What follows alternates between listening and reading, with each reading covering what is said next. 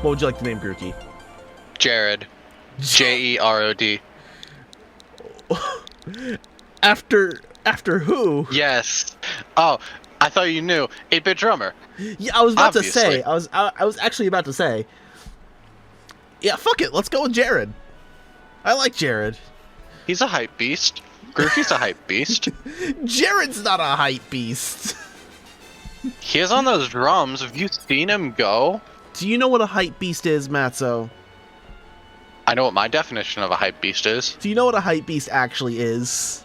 I know what my definition of a hype beast is. What's your definition of a hype beast then? Jerod the 8-bit drummer.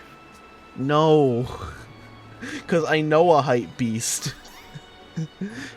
Raihan doesn't count, Sonata. Yes, he does. You don't know him personally. Raihan buys all the expensive clothes, wears all the expensive bags. Like, you see those rich Asians that are always just like flexing their Gucci and their Supreme and all their whatever. It's like those motherfuckers, them sneakerheads, them hype beasts. Fuck them. All right. Damn. Leon's the anti-hype beast. Look at his fucking fashion. I mean, we've spoken about his passion for fashion. His passion for fashion. Man wears short shorts, way too big shoes. He probably had to have those pants sewed onto him because of how thick his legs are. Bold of you to assume that's not just a very elaborate tattoo and he just keeps his legs very well shaved. I hate this so much. Look, sometimes you gotta go to extreme lengths for your fashion.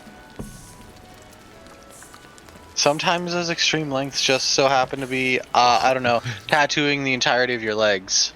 Hop, calm down. It's just a kebab. It's just a very delicious kebab made by his very loving and dear to him mother. Thank you. And our loving and adorable mother. God damn it, why is Gloria's mom so fucking hot? I mean, what? Anyways, hey, Pokemon, what's this?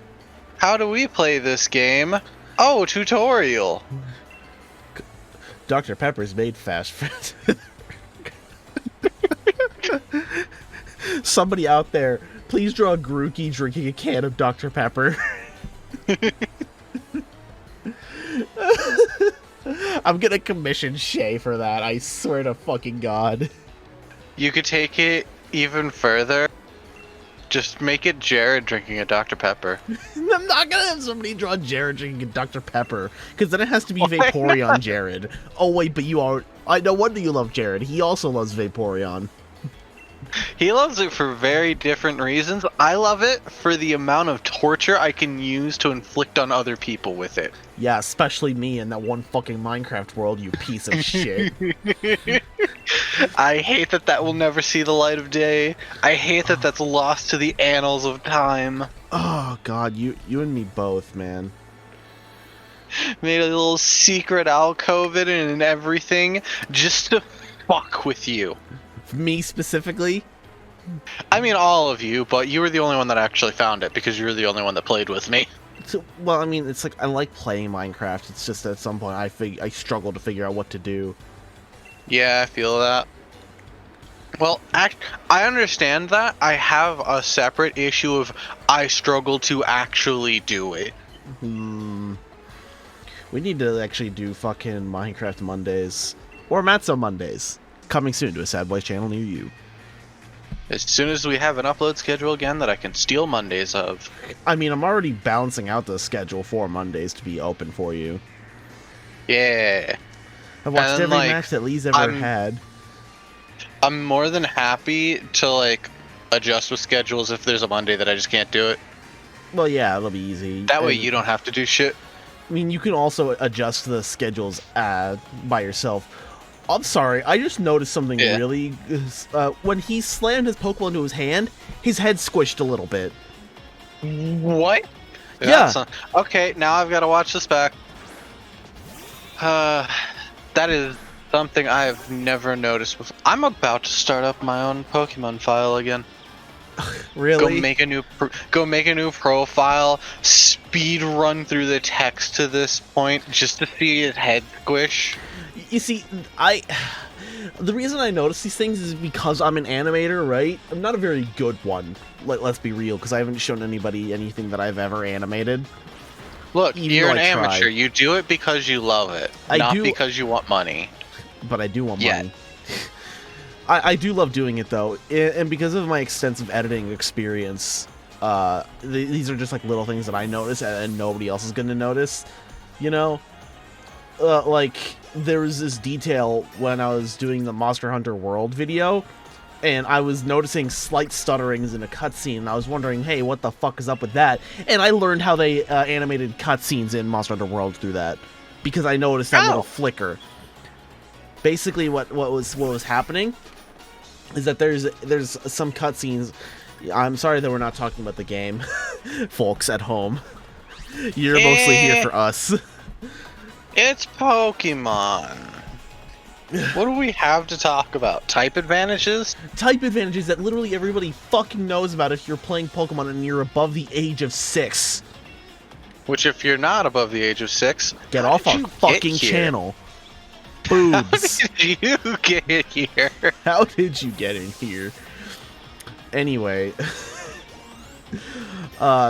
basically there's a cutscene where there's a monster that creates large dust clouds, and I realized that whenever like the camera angle switches, the dust cloud for 1 frame isn't there. Why? Yeah, that's what I was thinking. How is it not there? Isn't it just like generated? And I was sitting here, it's like, okay, so what does that mean? Does that mean that the dust clouds are generated like after every shot, like after every camera angle? And it's like, no, because it's the same one. So what the fuck is going on? Oh god, these are animated in real time. Oh. Yeah, and so when the camera angle switches, certain like particle effects, they kind of like flicker in and out. That's just a thing that's happened with Monster Hunter all the time. It's never been perfect. And I also noticed that the foam on like mugs of beer is also a particle, is also procedurally generated. You want to know why? Same thing. It stuttered in and out of existence for 1 frame. 1 frame out of 59.61 frames per second. I gotta be honest, I saw that. This is just like the fucking ghost girl from last Pokemon. Oh, Hex Maniac? No. The ghost girl in what's her face's room. Acerola. Yeah. I love her. She's adorable. Like, no, I don't think we're on the same wavelength. From when we were playing Oras in the Elite Four, you spotted out the like fucking 2-frame ghost girl. Oh. And I'm like, what the fuck do you mean? And then because we lost, we go back through it. I'm actually paying attention and I see it too. Cart before the Rapidash. I hate that still. I'm sorry, this is just how my brain works. This is just what I normally see. I see little things like that because I have to notice like fucking pixel perfection sometimes. It's something I genuinely give a fuck about. Especially your friend Dr. Pepper. And Hop just has like a fucking... it's just a Dr. Pepper standee. Yeah. That he keeps in his room at night. It's a cardboard cutout of the failed Dr. Pepper mascot, the Dr. Pepper. But it's wearing Shiromiria's hat. I hate that so much. Can you fucking... Oh my god, I'm sorry. You're reminding me of something really stupid that I've never experienced, but like I got secondhand through Tom and Hank Green. Oh no. So, Tom and Hank Green, when they were children, they used to love going to, oh god. They used to love going to this place called Rax in like the Midwest, I think. Because I think they live in California right now. No. Hank lives in Montana. I know this because SciShow is located in Missoula. Yeah. Interesting. So, and I don't know if they all record on set, and if they have been throughout the pandemic. Probably not. They probably all have green screens at home.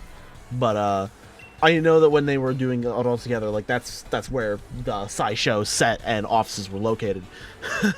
Me connecting dots. But they were talking about Rax. I think this was one of Tom Green's videos on the Vlogbrothers channel, and they were talking about the failed mascot for Rax, because Rax was kind of like Arbys, right? Like they had roast beef sandwiches, chicken, and the mascot for Rax, after they were like starting to decline in sales, was a guy named Mr. Delicious.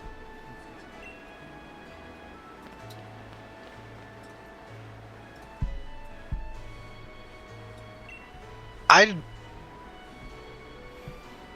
don't. Okay.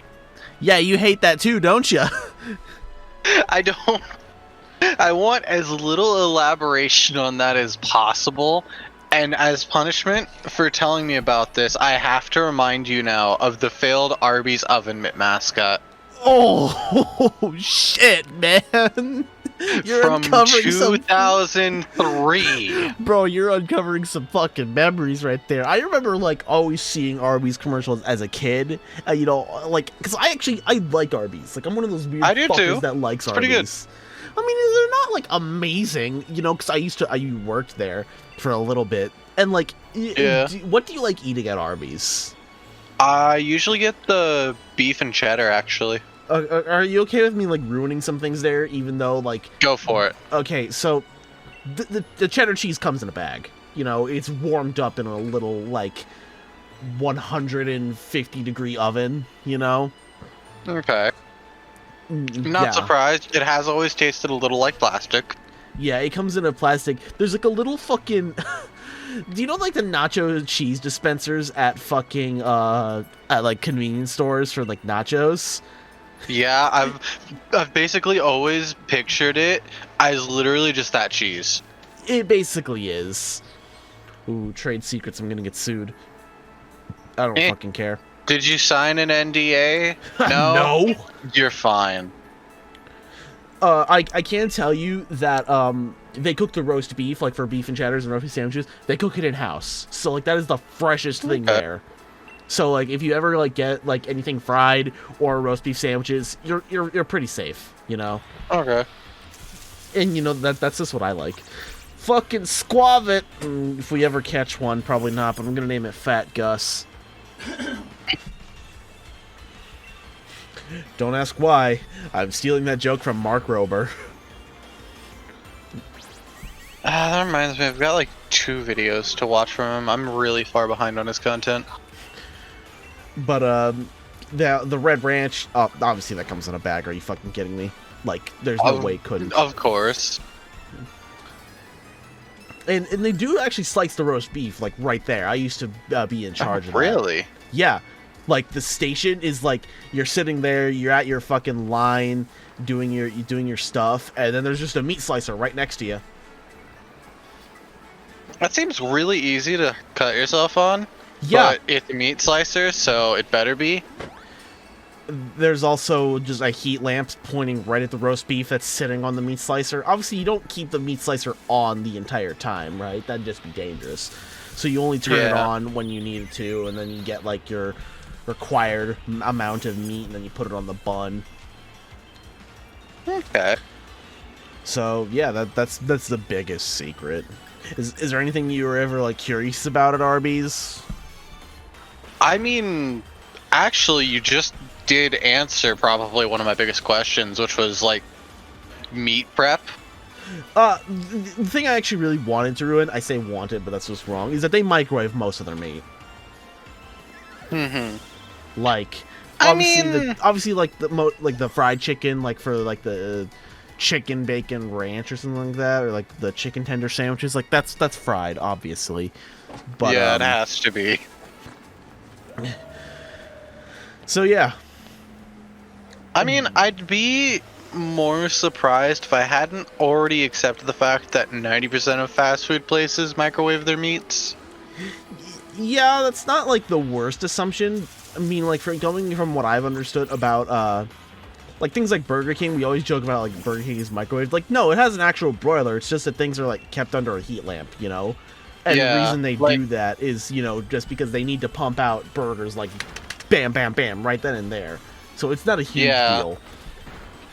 But they do cook everything fresh, and like if you ask for something off the broiler, which is a very popular thing to do, it's like they cook a fresh one for you.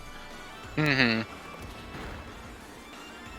Yeah, I don't know. Like, I guess I shouldn't say I've accepted that 90% of fast food is microwave, but like I understand the time pressure that's in there. So it's either pre-prepped under a heat lamp, cooked fresh, and you gotta wait like 20 minutes. Not really, but or slap it in the microwave for a minute. Yeah. I mean, when I worked at Whataburger, so like we had like this giant grill, and basically everything was prepared on that, you know, on the same grill, which was really fucking annoying.